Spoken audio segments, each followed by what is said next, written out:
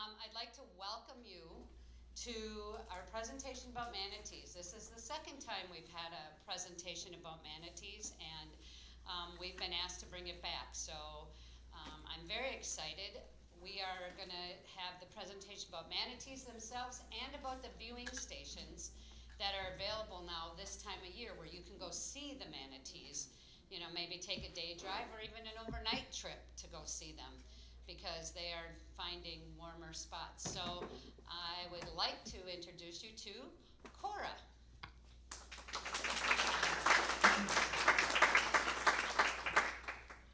Well, thanks for the introduction. Can everybody sort of hear me okay? All right, great.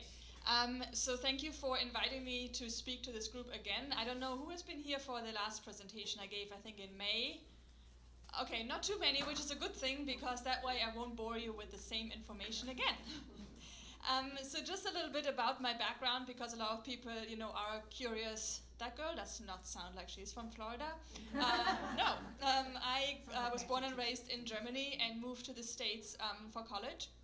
So I actually have a background in communication studies and filmmaking. I've always been very interested in marine biology, but until 2011, I did not know there was an animal called a manatee, or a sea cow.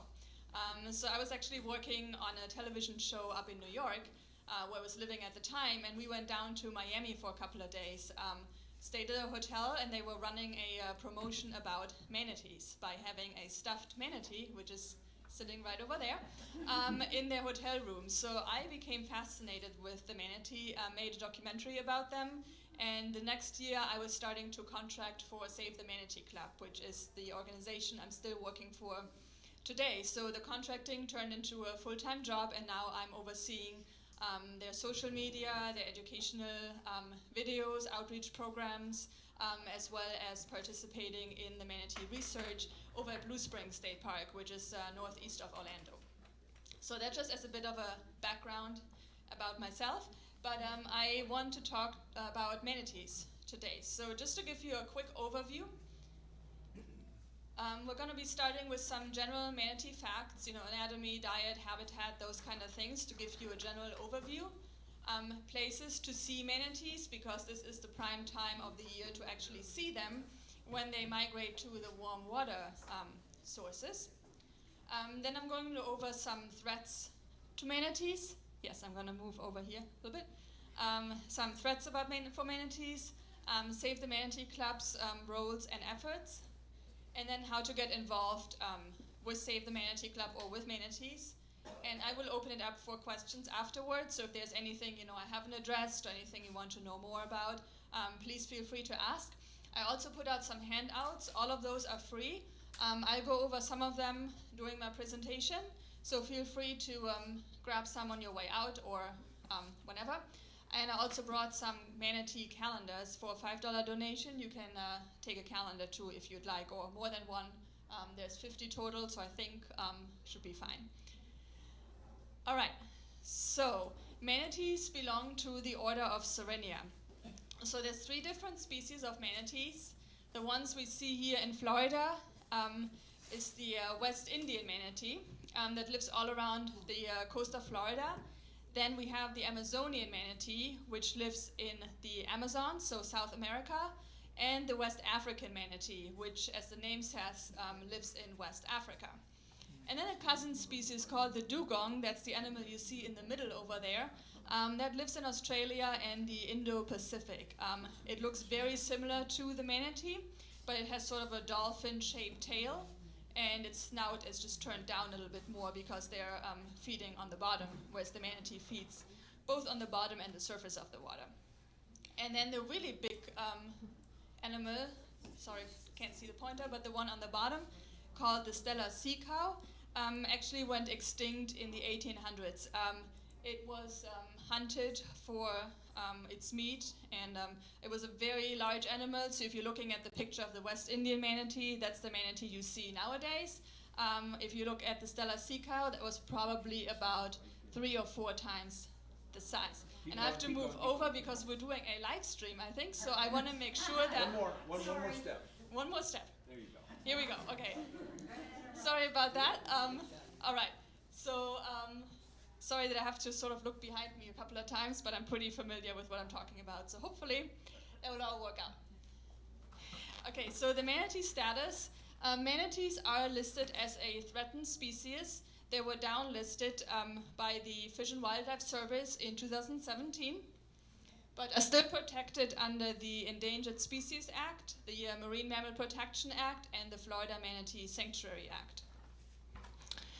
Like I said, they were downlisted in 2017, and this was due to the growing numbers of manatees. So when they first started counting them, they were counting about maybe 1,000, 1,500 manatees. Now recent surveys over the past couple of years returned numbers between 5,000 and 6,000. So the numbers have definitely grown. However, the actual reason why manatees were put on the endangered list was not the low numbers, it was the threats that they were facing. And as you can see later on in my presentation, those threats unfortunately have grown over time. So the decision to downlist of the manatees was not necessarily a step in the right direction, especially because it oftentimes gives the public the notion that the manatee is really out of the woods, it's doing really well. The protections, can be sort of, we can step down a little bit on those protections because they have grown so much. So it's a little dangerous to make those assumptions.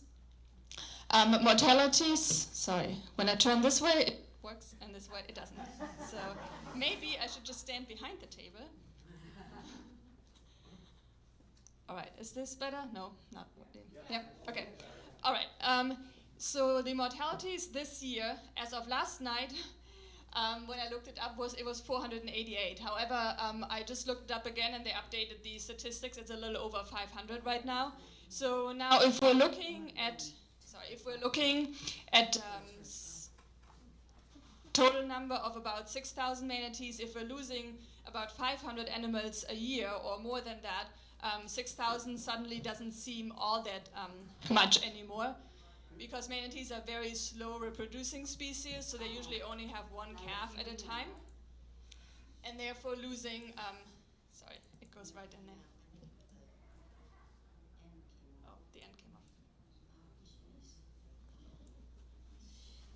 We lost the TV too. Let me see, maybe we can put it back on.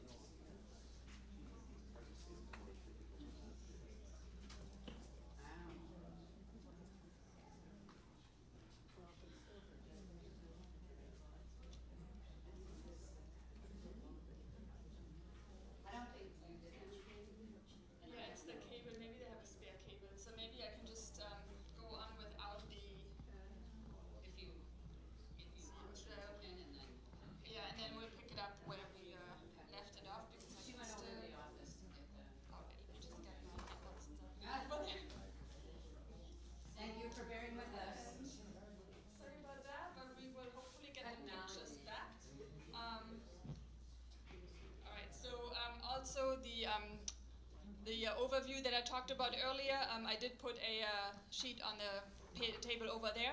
So if anybody wants to take that home and look at the different kinds of manatees and where they live, that's over there. Also, I did bring one of those pretty pictures here. It's a nice picture, but if you turn it over, there's also the manatee anatomy on the back of it. So if you want to learn a little bit more about manatees and where everything is located, that's a good informational piece to have as well. So let me see what would be next. All right, so we can probably all picture a manatee. Yes? Oh, sorry, she was... Okay. So the average adult manatee is between 8 and 10 feet long, and they weigh between 800 and 1,200 pounds. So now that's the average manatee. Oops. So a question for you, what do you think is larger, the female or the male manatee? Everyone thinks it's a female? Wow, okay, that's probably why I asked, right? Yes, it is the female now, since everybody knew it was female. Why do you think that is? Why would a female be larger than a male? They eat feed her child, she eats more. It is related to her children, yes. Manatee mothers, give birth to their calves, and calves at birth are already about 60 to 70 pounds. So that's a pretty big animal. So yes, that's why the manatee female is bigger than the male.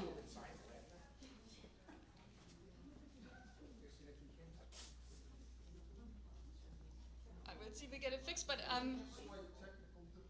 here we just, she moved the laptop and the cable came out. Damn, the cable, it's like, so I don't know if you have a spare HDMI cable.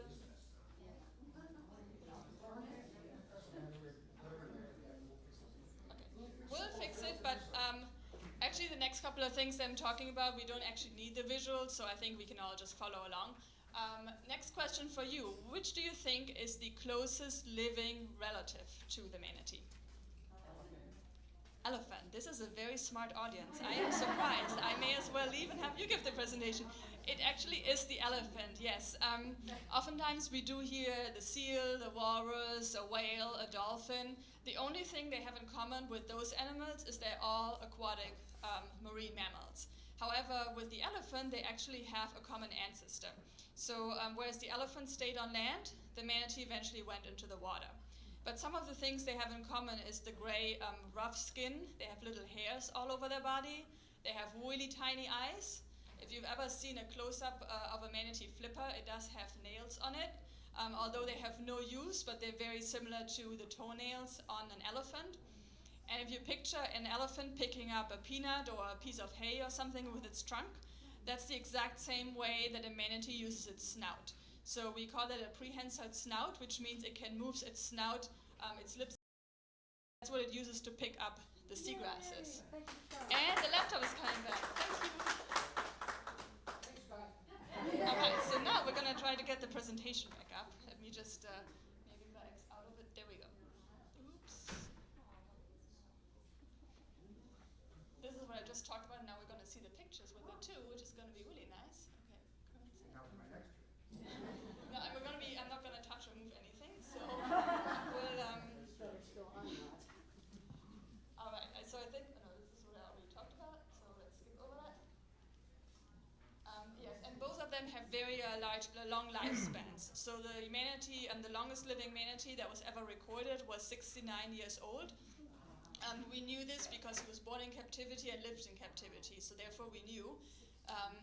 There are a lot of manatees over at Blue Springs State Park, where I do a lot of my research that we know are in their 40s or 50s, so we have been able to track them that long. However, the average lifespan for manatees in the wild right now is only between 7 and 13 years of age, which is really, really low. One of the reasons why that average is so low is because we have a lot of perinatal deaths, which is small manatees, calves. So that really brings the average down, but also the different threats that they're facing. So knowing that those manatees can live well into their 40s, 50s, or even 60s does show us, there are problems out there. Why do we have so many manatees that die way before they should? And then one other thing I did not mention yet is what we call marching molars. So another thing they have in common with the elephant. So manatees do have teeth, but they don't have any sharp teeth in the front. They have molars, which are in the back of their jaw.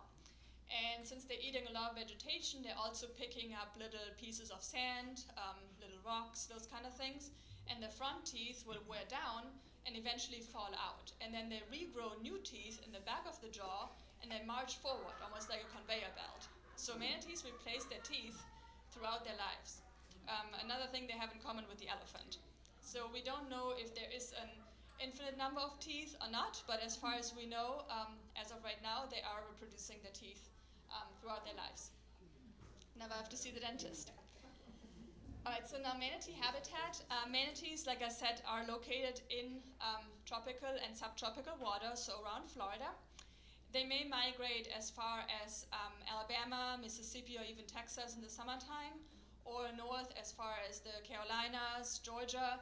Some do go all the way up to Massachusetts, Virginia, or even Rhode Island, which is very uncommon, but a couple of stragglers go up there every year. We had one manatee named Chessie. He traveled to the Chesapeake Bay, overstayed his welcome just a little bit. It got too cold, So they have to capture Chessie and bring him back down to Florida. He was outfitted with a satellite tracking device upon his release in Florida, and guess where you found him the next summer? Back in the Chesapeake Bay. So Chessie was a bit of a traveler. We had another manatee. She was found off of the coast of Cape Cod a couple of years ago. Again, it was late October, so the waters were getting too cold for her, so she was captured and rehabilitated. And we released her in Oak Hill, South Volusia County, over on the Atlantic coast. And she made her way down to the Bahamas. Very different. The first time ever that we actually tracked a manatee going from Florida to the Bahamas. So some manatees like to travel, others stay a little closer to home, just like people. Some of us like to be out exploring, others stay closer to home. They can be found in fresh, salt, and brackish water, and can go in between those, as long as the water is above 72 degrees. Once the water levels drop, water temperature drops into the 60s, that gets too cold for manatees. That's why this time of year we do see them coming to those warm water outflows. So these can be either way, there we go. Can either way be outflow from power plants where manatees migrate to, or it can be natural springs. So the picture you see here on the right-hand side is a big manatee aggregation over at Blue Springs State Park. On the other side, you see manatees congregating at a power plant. So that's where they go. And they go, you may think that a manatee has a lot of fat and blubber because they're very large, big animals, but actually they only have about an inch of fat layer. So manatees cannot stay warm in the winter time. The reason they're so heavy is that they have very heavy, dense bones, and they have very large intestines. So manatees have a very slow metabolism. So in winter, if they get too cold, they can get very sick, which is something I'm going to talk a little bit later about when I talk about the threats that they're facing, but that's why they migrate to these warm water sources at this time of the year. So now just a couple of places to see manatees. I want to, of course, mention some in this area since, I'm assuming that a lot of you are located right around here. So one of them would be Lee County Manatee Park. Anyone ever been to that? Yes, quite a few of you. So there is a power plant, and the warm water outflow from the power plant attracts the manatees. So if you go there on a cold winter day, you'll see lots of manatees. Actually, the picture over there in the corner was taken at the power plant at Manatee Park in Fort Myers. Another great place to see them is at the Tico power plant in Apollo Beach. Anyone been there? Yeah, it's a really nice, they have a very nice educational center there as well. Very nice boardwalk. Free parking, everything is free. You don't even have to pay an admission fee or parking fee. It's a really nice center, so if anyone has the chance to go, I highly recommend it. You can see a lot of manatees there on a cold day, so it's a great place to visit them too. One place I wanted to include here is Zoo Tampa at Lowry Park, which is, as the name says, in Tampa. They are actually a manatee rehabilitation facility. So all manatees you'll see over there are there because they're being treated for an injury or an illness, and they're all being released back out into the wild. So if you'd visit today, you may see different manatees than you'll see in about a month from now or next year. They're currently caring for 18 manatees, which is very close to their capacity, if not at capacity. So they're very dedicated workers. They are trying to rehabilitate those manatees to get them back out. Also a nice place on the west coast to see them is Homosassa Springs Wildlife State Park over at Homosassa. That's a little bit of a trip from here, so if anyone would want to take a weekend trip, you can see manatees there year-round, but right now in the winter time, they open the gates, so the wild manatees from the Homosassa River and the Crystal River region can use the warm water spring at Homosassa. So that's another great place to see, as well as Crystal River, very close, right by Homosassa. And now if you're really adventurous and you want to go to the other side of the state, there's the Manatee Lagoon in Riviera Beach, again very close to a power plant. They have a really beautiful educational center too. And then, of course, I always have to mention Blue Springs State Park. That is between Orlando and Daytona Beach, so about 3.5 hours from here. It's a really beautiful clear water spring. They have a very nice boardwalk, so if you walk along the boardwalk, you can see on a really cold day, you can see hundreds of manatees there. It's a really beautiful place to visit as well. And if you want to check out any other places, I just try to touch on the main ones. On our website at savethemanatee.org/viewing, you can see a bunch of different places to see them as well. All right, so now moving on to a manatee diet. Like I said, manatees eat a lot of vegetation. They are herbivores, so they only eat plants. They don't go after fish or anything else. And they can consume up to 10% of their body weight in one day. That's a lot of food. They don't have to eat that much. So if they are in their warm water sanctuaries in the wintertime, they sometimes go for days or even weeks without eating, just to conserve energy and stay warm. Manatees will eat submerged as well as floating vegetation. So it can be anything from seagrasses to freshwater grasses, invasives such as hyacinth and hydrilla. Basically anything that's green and that's in the water, they're going to eat it. If a tree falls into the water, such as you can see in this picture, manatee will eat the leaves from the tree. So we have seen that as well.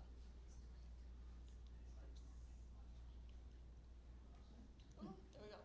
Go back.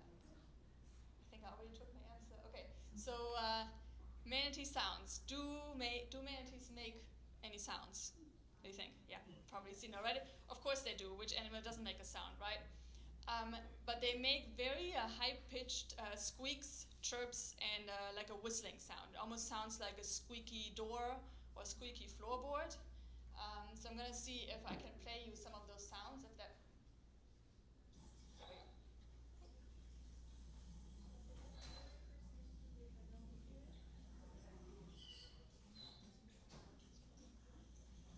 go.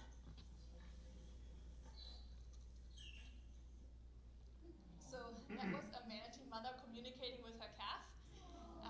So the lower-pitched, the high-pitched ones, the squeakier ones was the calf, and the lower-pitched ones was the mother. So manatees do have ears. That's the one thing they do not have in common with the elephant. They don't have those big floppy ears. They have these really tiny holes sort of behind their eyes almost, and that's their ears. So you can hardly see them. If you get really close to one, you may be able to see it. But yes, so they do have those really tiny ears. Oop, there we go. And manatees can actually hear very well. They just hear at higher frequencies than we do. So manatees, when they are sleeping, can hold their breath for up to 20 minutes, and then they have to come up for air. But researchers believe that manatees don't fully wake up when they come up for air. So sort of like a sleepwalking state that they're in. When they're active, they usually breathe about every 3 to 5 minutes.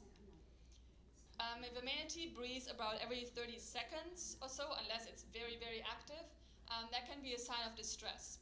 So that's one of the things, if you do see a manatee and you're concerned and you're calling the Florida Fish and Wildlife, which I'm going to talk a little bit about later, what they may ask you at first is, can you monitor the manatee's breathing rate? So it may sound really weird to you, but if you have a watch or a cell phone on you, it's very helpful if you are measuring how many times the manatee will come up for air.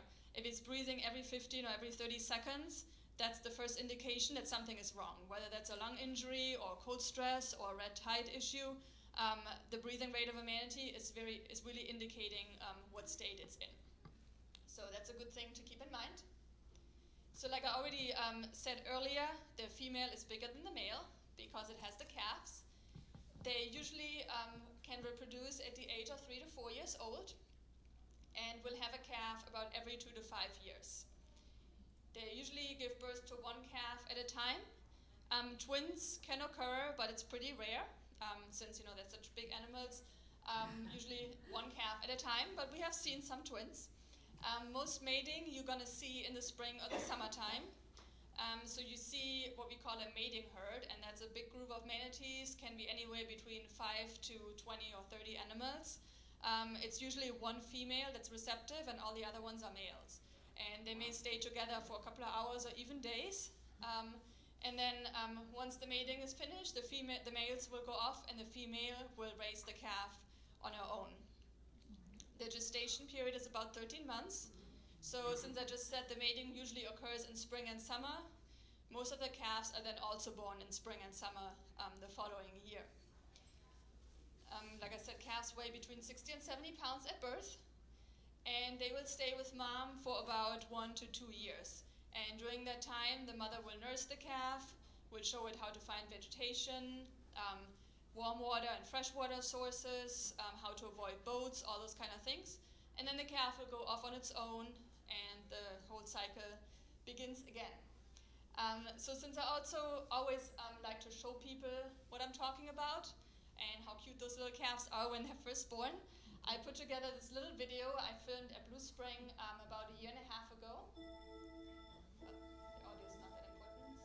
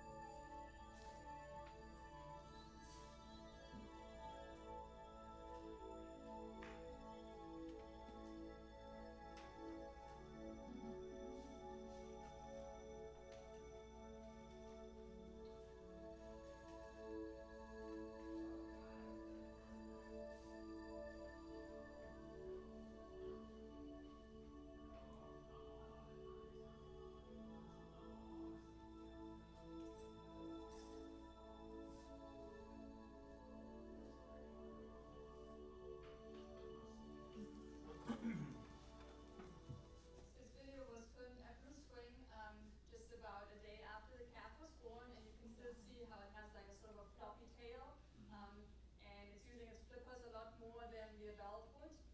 So one thing that's not shown in the video, so I brought my manatee here to display that. What do you think this baby manatee here is doing?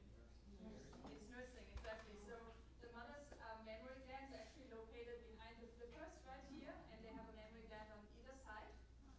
So if you see a big one swimming along with a little one like that, most likely the manatee calf is nursing. So they don't necessarily have to stop to nurse the calf. They can actually swim along and nurse it. And manatees are actually known to adopt orphan calves. So if they do see a calf in need, they may adopt it and nurse it. We also see a lot of cross nursing at Blue Spring in the winter time. So juvenile manatees that are actually already weaned may attach to a female with her calf to nurse again. So that just as a side note, yes. Just nurse again because they feel like this is more nutrition? Probably either way that, or quite honestly, they may just be too lazy to go out into the river to get some vegetation. So they decide, okay, well, there's some free milk coming along, why not? Some mothers allow that, others push the juveniles away. So we do see that quite a bit, especially at Blue Spring, probably other locations too. But yeah, so that's what they do. All right, I included this slide just because a lot of people ask what a manatee tracking device is, or they see a manatee with a tracking device and think it's an entanglement. So just out of curiosity, has anyone seen a manatee with a satellite tag before? Yes, one person? Okay, well, I'm gonna show you a couple of pictures here of a manatee with a satellite tag. You can see this here on both pictures. You see the manatee wearing a tracking device. And the tracking device consists of a belt, a tether, and the satellite tag floating at the top. And it's attached between the where the body meets the tail of the manatee. Equipment includes a VHF, a satellite transmitter, a temperature recorder, info on diving behavior, all those kind of things. And it is equipped with 3-weak links. So if the manatee gets tangled on something, or the equipment gets caught on something, it just needs to pull and the whole thing comes off. This happens quite a lot, but that's just the way it's designed so that manatees don't get tangled or entrapped on anything. If you do see a tagged manatee, you can report that to FWC, which I'm going to talk about that reporting number in a little bit. Oops. There we go. And then manatees are tagged for different reasons. So some manatees are part of certain research studies on how manatees use habitat, for example. Other manatees, if they're rescued as really small orphans and they don't have a lot of experience out in the wild when they're released, they are outfitted with those devices, so that way researchers can monitor them and make sure that they come back to those warm water sites, that they're socializing with other manatees, that they're finding food, and then if they are doing all the right things, the equipment is taken off and the manatee is considered a success. Now, if we're seeing that the manatee does not do what it's supposed to do, which happens quite a bit, they can go out, reevaluate the animal, and potentially bring it in, rehabilitate it again, and then release it. So that's the main reason they have those tracking devices. Another thing researchers do to every manatee that's captured or rescued for some reason, they put a little microchip in it, sort of like you put in your cat or your dog. It's going right here on the shoulder area, sort of right there. It's called a pit tag. So if the manatee is ever re-rescued or recovered, researchers can scan the animal and it will pop up and tell you which animal it is. So that's providing a lot of very important data, knowing where they go, how old they may be, all those kind of things. So now manatees do not have any natural predators. Although a lot of people think sharks or alligators may be a problem for manatees, I'm going to show you this short video recorded at Blue Spring of a manatee and an alligator. As you can see, there is no aggressive behavior. It's actually the manatee nuzzling the tail of the alligator. It's a juvenile manatee and a rather large alligator. And this is only maybe the last 30 seconds or so of this video, which had been going on for probably a half hour, 40 minutes or so. Alligator sunning itself and the manatee nuzzling its tail and its foot. You can see in the background there's another manatee coming up.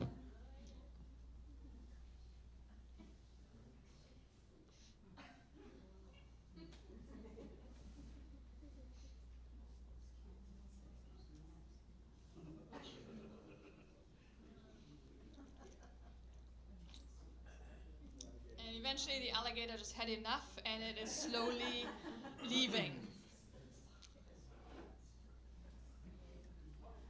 There it goes. As you can see, there's a bunch of other manatees in the vicinity. So yeah, manatees and alligators coexist peacefully together. We don't really know why that is. Most likely just because the manatee is such a large animal. Calves are usually with mom, so we've seen mom going between her calf and an alligator.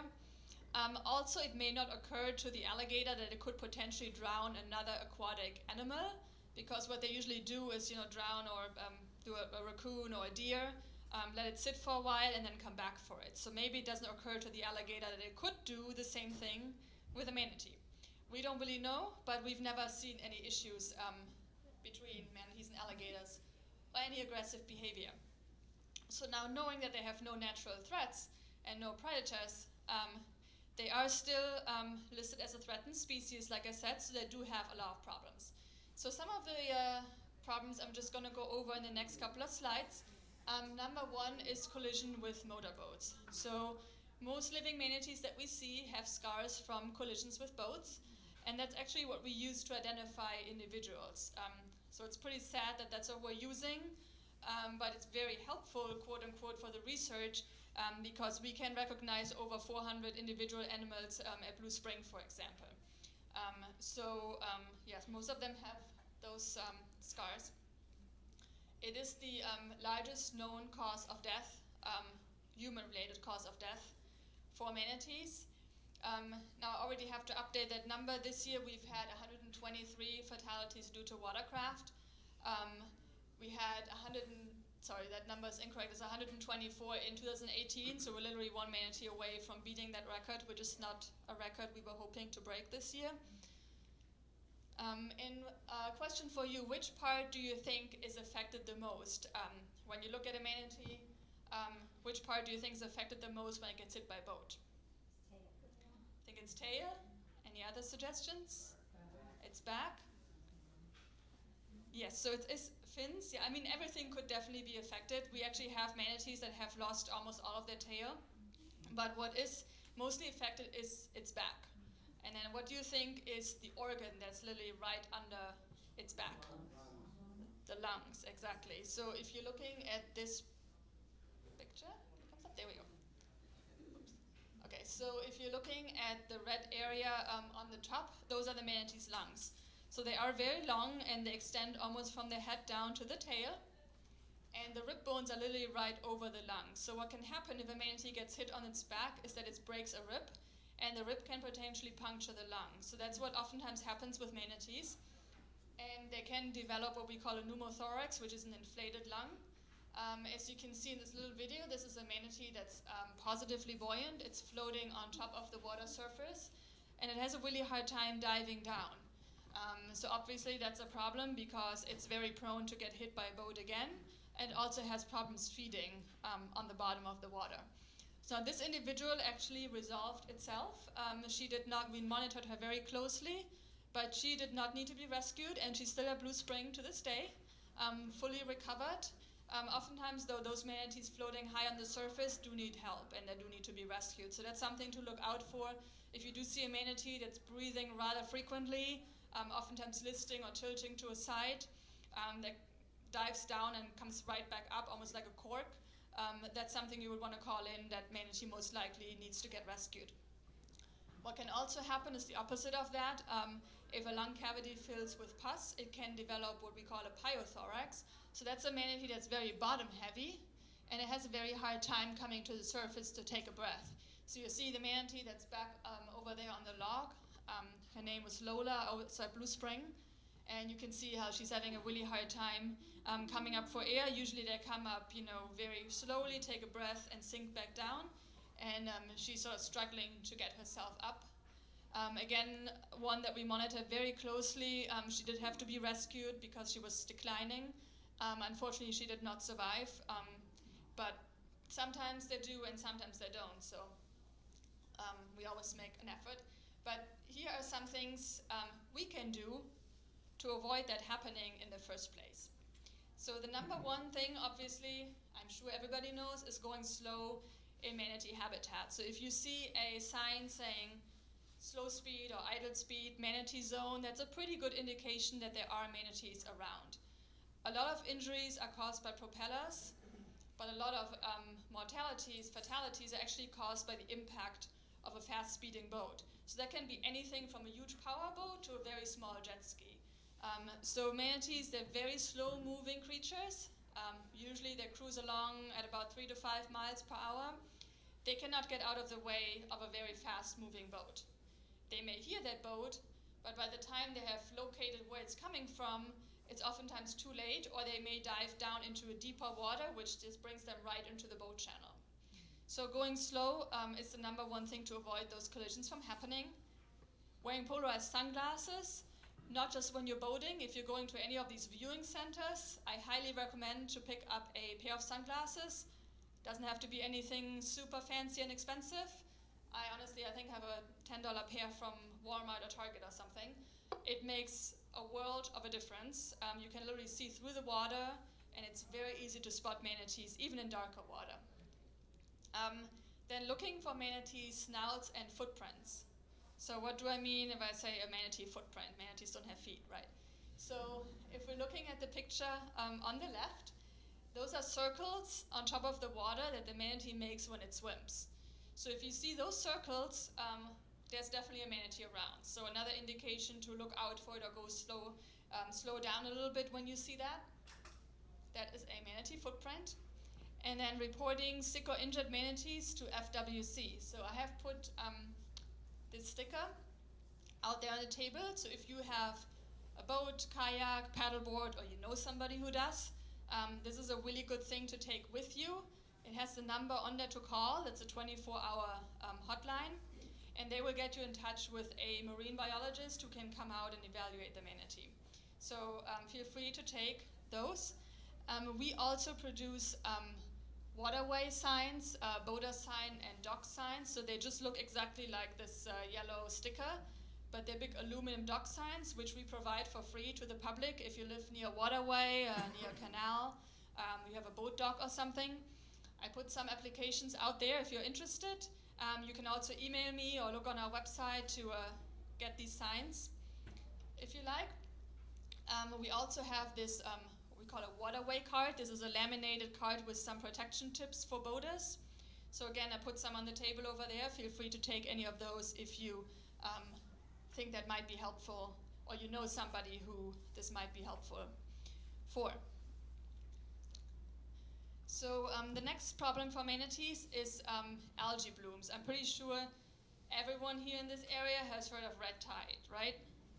Yes, we had a really bad red tide in 2018. We have one going on right now, which is not as bad yet, fingers crossed, as the one we had in 2017-18. But red tide is a big problem for manatees and does occur mainly in southwest Florida in salt water. We usually see the big outbreaks in like Lee County, Collier County, Charlotte County, around here. This is the area where we see most of the red tide. It is a naturally occurring phenomenon. However, it can be fueled by any sort of nutrients that get into the water. So whether that's from over-fertilizing, freshwater releases from Lake Okeechobee, runoff from agriculture, from septic tanks, it can come from a variety of sources. So what can happen is that a red tide moves inshore and then meets those nutrients washing into the waterways.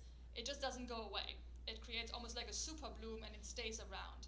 And once it comes near shore, that's when it starts to affect a lot of the fish, manatees, dolphins, birds, all those kind of things. So this is what happened in 2018.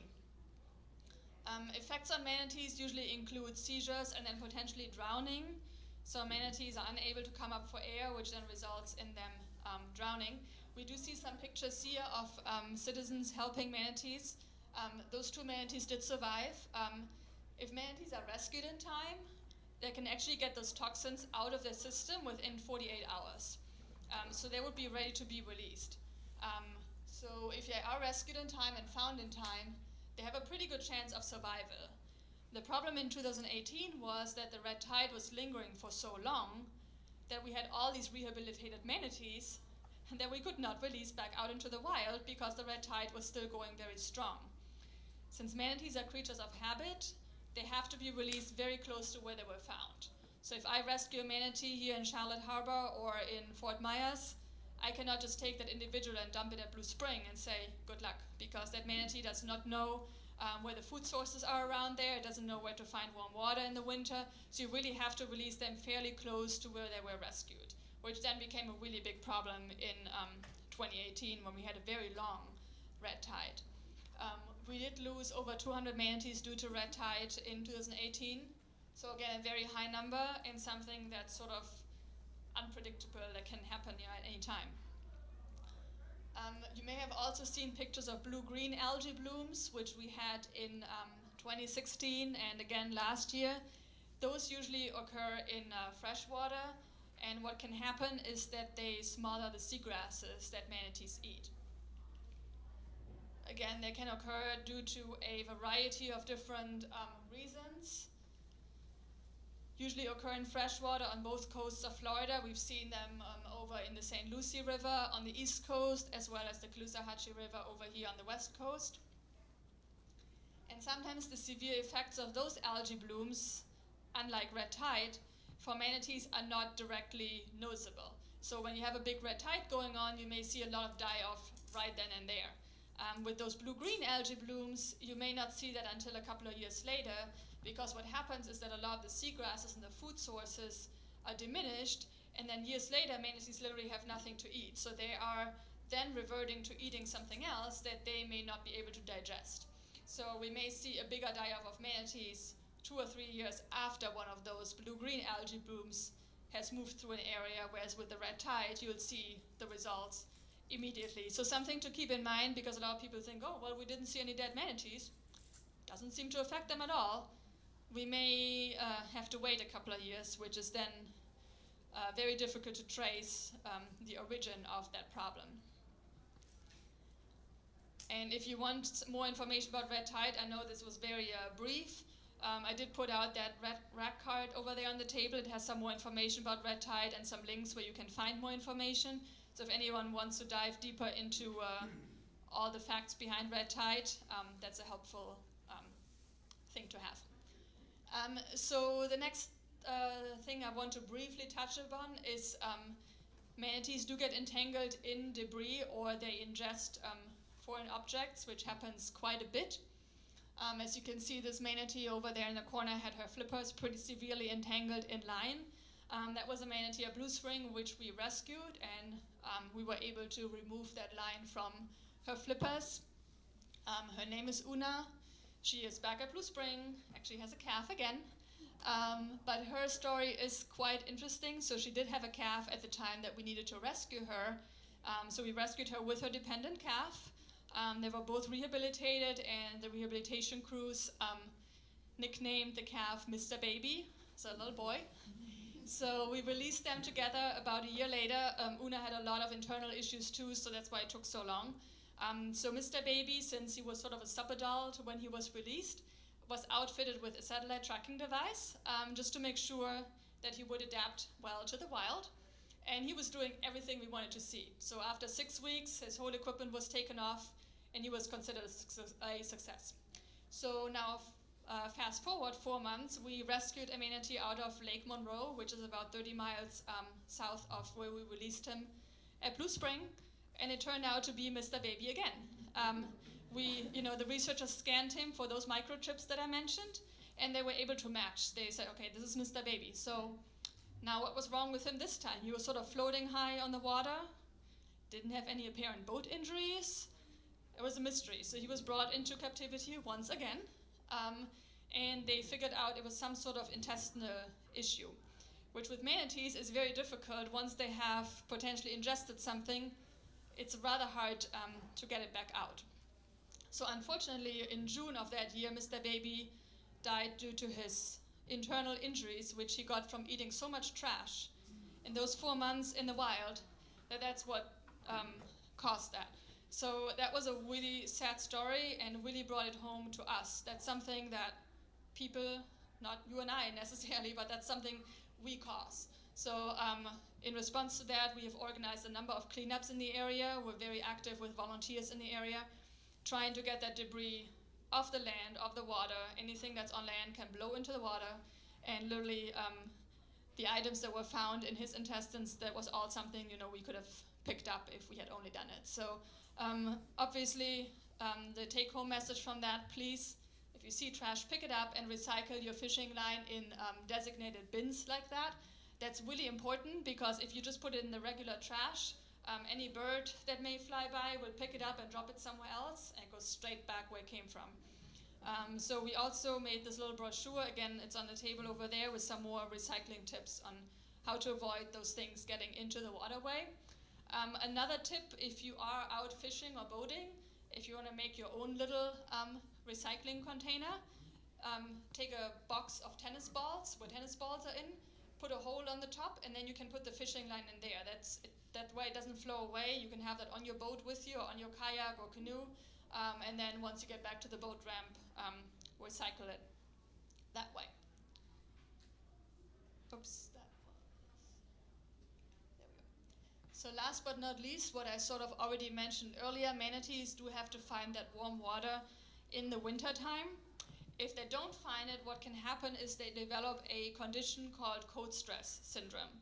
So if you see a manatee sort of looks like the one on the bottom in the picture, may have white lesions all over its body, especially on the snout and on its flippers.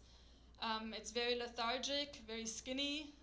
That's again something we want to report to FWC.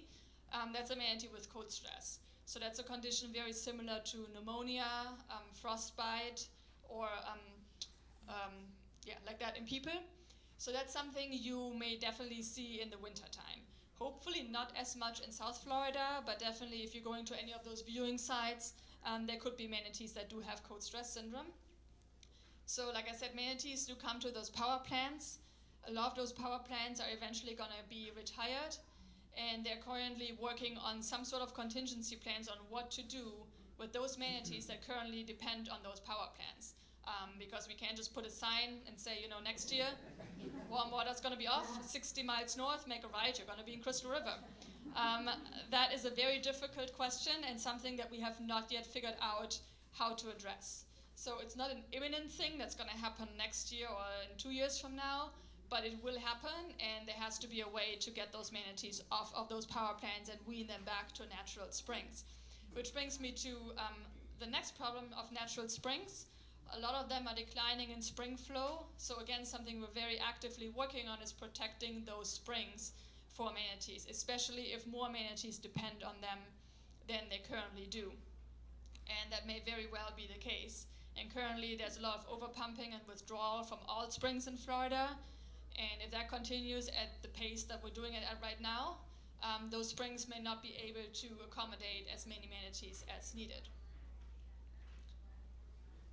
And then just something I wanted to address, because a lot of people don't really know about manatee harassment all that much. So manatee harassment is basically anything that alters the behavior of a manatee. So if a manatee is nursing her calf and I'm swimming up really close to it to get a really beautiful picture, and the manatee is letting the calf go and they swim away, I have just harassed a manatee. So it's obviously completely unintentional, but that's what happens. And everything that changes their behavior is considered a harassment.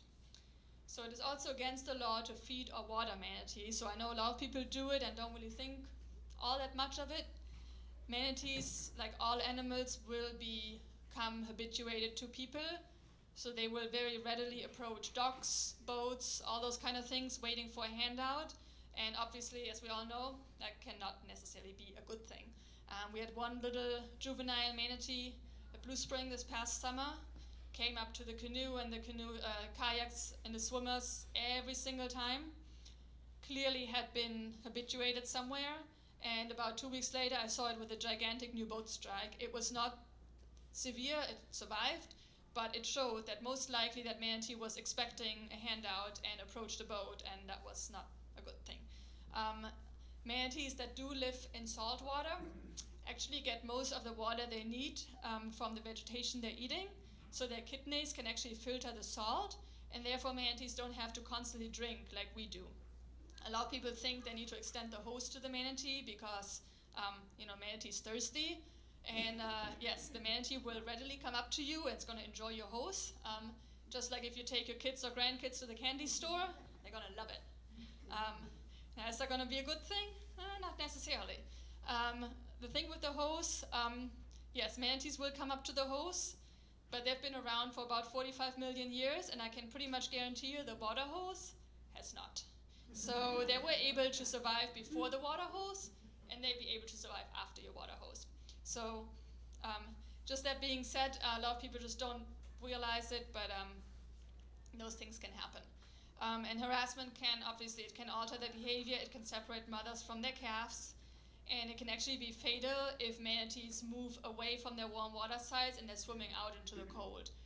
So if you are planning on going, Crystal River or Homosassa and swim with the manatees, that can be a wonderful experience, but just keep in mind they are wild animals. They come to those springs to rest, stay warm, and nurse their young, and they're not there to take selfies with you or be petted or chased. Obviously, if you're in the water with them, the best thing is to stay still, keep your hands to yourself. Manatees are extremely curious creatures, and they will probably come up to you and check you out. So even if you're not chasing after them, because the thing you may most likely then see is just a tail swimming away. So another good thing just to keep in mind, try to keep them wild and let them be.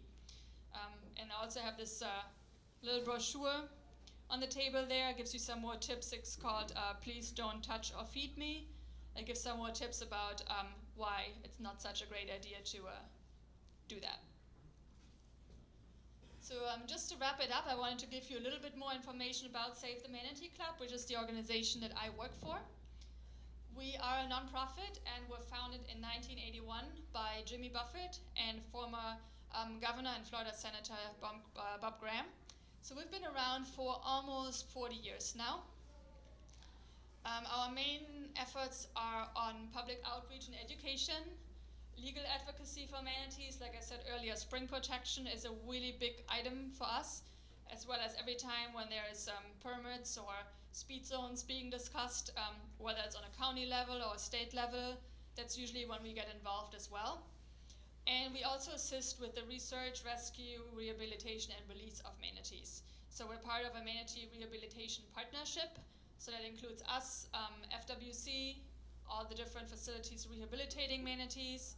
So we're part of that group as well. And we also support a couple of international projects. While most of our efforts are focused here in Florida, we do support some partners in other parts of the world. So for example, Wild Tracks in Belize, you can see the picture on the left over there. That's a little manatee named Hope at Wild Tracks in Belize. I had the chance to go down there twice now to volunteer with them. They're doing amazing work. They literally rehabilitate really tiny orphan manatees into fully grown adults on next to nothing. They're located out in the woods about 4 hours north of Belize City, so really out in the woods.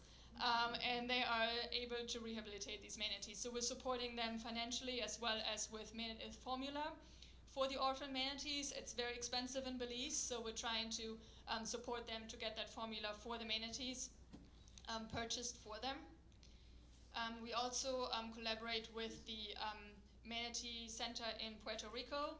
So after, you can see, I think that's on the right-hand side, after Hurricane Maria a couple of years ago, the entire facility got wiped out. They had nothing left, all their pools were broken, their center was just was like non-existent, so we helped them, among others, to rebuild that center. And we also have some partners in West Africa. So hunting manatees in West Africa is unfortunately still a problem. A lot of villagers, very poor, and they do hunt manatees in order to feed their families. So we've worked with local partners there to sort of get them away from hunting those couple of manatees that are left over and actually establishing a snail farm, which sounds kind of random, but they have these really big land snails that provide a lot of protein, and it's actually more sustainable for them to raise those snails and instead of hunting those couple of manatees that are left over, and then turn this more into an ecotourism where they actually take people out to see those manatees and teach them about them instead of going after them with a harpoon. So that's another thing that we did over in West Africa and also in South America. Yes, we do have them in South America too. All right, last thing I just wanted to address, since some had asked me in advance how to get involved with manatees or what can you do to help or do more with manatees. So number one thing is we have an Adopt a Manatee program. I don't know if anyone is familiar with the program. No? So there's some information on the table about that too. So our adoption program actually features living real manatees, most of them at Homosassa or Blue Springs State Park. And it starts at $25. You can adopt your own manatee. You get a certificate and a biography of the manatee, as well as regular updates about the manatee. And that's how you become a member of Save the Manatee Club. If you're on social media, we are on Facebook, Twitter, Instagram, all those kind of things. So you can follow us there to stay up to date with what we're doing. We also have a number of volunteer opportunities. So we do have people that help us with presentations, as well as events and cleanups. So I did put a sheet out there that lists those different opportunities as well. You can also sign up for our action alerts at savethemanatee.org/signup. There's also a sheet over there, so if you don't feel like going online and doing that, but you want to stay in touch, that's a good thing to do. So every time we need the public's help with a meeting or a petition that's going on, whether it's a Florida-wide thing or it's in your county or in your city, if you're on that list, you're going to get an email letting you know about that. You're not going to get an email every week or every month. It's going to be random, whenever we have something coming up. But that's how somebody can help, even if you're not able to go out and participate at an event or a cleanup, or you're out of town a lot, that's something you can personally do by signing or emailing your representative to let them know you care about a certain issue we're working on. As well as attending any local meetings when manatee issues are on the agenda. It's another thing where if you're on that list, you're going to get invitations to those meetings.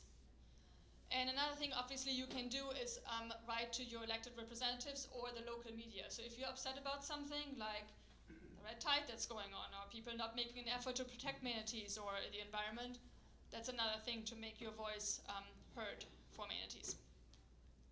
All right, so now I'm going to turn it over to you. If anybody has any questions, and since we skipped over the slide earlier, that you can see the fingernails on the manatee's flipper. So, yeah, so I'll give you a chance to let me know if you have any additional questions. Yes?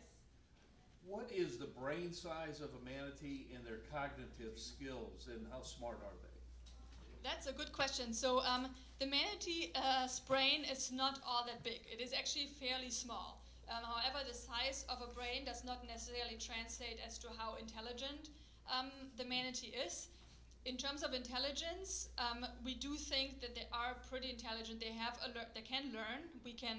If we have manatees that are in captivity that participate in research studies, they have learned how to do certain things, like if you tell them to come up or lift a flipper or turn towards a certain signal. They have learned all of that. Obviously, they're not going to jump through hoops like a dolphin. That's just because of their body size. They're not really able to do that. But also just the fact that they're able to find those warm water sites every year speaks for some sort of intelligence. Now their brain, I think, I'm not entirely sure, but it's probably about like this big. It's not all that big, but I personally think they're pretty intelligent animals, but also there hasn't been all that much research done on manatees as there has been on like dolphins and whales. So it's still being investigated, so to speak. Yeah. How deep do they dive or swim? They pretty much exist in the shallows? Yeah, that's a good question. How deep do they swim? So we have seen manatees going up to 20 feet, but they usually live in very shallow water. So anything between maybe 5 and 15 feet. Usually where the seagrasses grow, that's where the manatee is going to be found. They don't really go out into the open ocean, other than that one manatee that went from Florida to the Bahamas. Don't ask me why. There was certainly no food on the way because they don't dive down to like 60 or 80 feet to find food, which is another thing that brings them very close to people and very close to boats, is that they, don't know what that was, but that they live in very shallow water, usually don't go very deep. It's just outside. Yes? I know manatees are social animals, but my question is, do you know any incidents where, like dolphins, they have actually stayed with somebody injured? Yeah, so that's a really good question. So manatees are semi-social animals. They don't form like a herd or a pod like a dolphin. We will see them in very loose groups. You may see a couple of animals together one day, and the next day you see a couple of other animals. The only permanent bond is really between a mother and a calf. However, we have seen, unfortunately, a blue spring not last summer, the summer before. We had a manatee that miscarried and she lost her calf, and she was clearly in distress, and she was mourning, and we did see other manatees coming up to her, almost keeping her company. Like they were sort of staying with her. It was juvenile manatees. In particular, one manatee that definitely did not have a calf yet herself, so she'd never been pregnant. But you can certainly see that there was some sort of connection where she knew she had to sort of console the mourning manatee, so to speak. Since they don't really form family units, somebody asked me last week if there's a sick animal, if they would push it out or push it to the side. That's not the case because they don't really form any family units. If you see bigger groups of manatees, it's usually due to warm water or food requirements. That's why they all congregate together. But otherwise, they usually travel either way on their own or with smaller groups. So, yeah. Has the manatee scientific community identified any potential issues with ocean warming? I mean, I'm thinking of like the problems that coral reefs are having with ocean acidification. Is climate change and warming oceans a potential threat in the future for manatees? Yeah, that's a really good and very difficult question. So I'm going to answer that briefly, but I can definitely send you some more information about that. It's still being investigated, but one thing with ocean warming is, well, the first thing is with saltwater intrusion that may actually alter their vegetation that they're eating. So if certain areas rely on a certain amount of salinity in the water, and suddenly they have a lot of more salinity, those plants in that area may die off and then affect food sources for manatees. That's one thing. Another thing can be that hurricanes become more intense due to warmer weather or warmer oceans, which that can affect manatees obviously in a multitude of ways. Yet another thing is with warming oceans, manatees may expand their migration area, so we may see more manatees going up north, staying longer up north, and then it suddenly gets very cold very quickly, and those manatees cannot migrate down to Florida in time. Which actually happened this year. We have quite a few animals that got stuck up in Georgia and in the Carolinas because it was very warm. You know, the temperatures were warmer than usual, and those manatees just went up there and they were happy until it got very cold, and then they didn't make it down to Florida in time, so they had to be rescued. So those are just a few things that could potentially happen. Obviously, we don't know the entire scope of, you know, what could happen with global warming or warming of oceans, but it will definitely affect manatees. And not necessarily in a good way. A lot of people think that, you know, oh, warmer water, this is great for manatees, you know, they need the warm water, but unfortunately there's a lot of other implications too, not just the warm water. I mean, warm water as such is great for the manatees, don't get me wrong, but there's a lot of other things that contribute that are not necessarily all that great for them. Let's see, any other questions? No? All right, well, I'll be here for a little bit longer, so if anyone comes up with anything, let me know.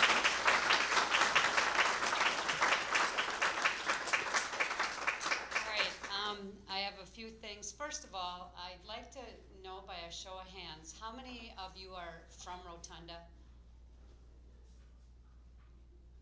Okay. How many of you, I should have asked this, how many are not Rotunda, that had got it on a different site? Okay, perfect. All right, but that's fine because I put it out and it's open to the public, and I think I had put on there, if somebody had asked a question, bring your friends, bring your neighbors, whatever. The other thing that I'm supposed to let you know, of course here's my old school teacherness, next month, the 15th of January, we have a sea turtle presentation at 1 o'clock. So again, January 15th, sea turtle, 1 o'clock. I'm sure a flyer will be coming out. So look into that, and again, that'll be open to the public. And so you can bring whoever you want, or you know, grandkids, whatever you would like to do. Again, there are papers up here that are free and handouts, and the donation is $5 for a calendar. They would make a great Christmas present, and I was thinking about it, and last year I started and I didn't get to it, but adopting a manatee for someone at Christmas would be a really cool idea. So, all right, other than that, I think that's it, and thank you for coming.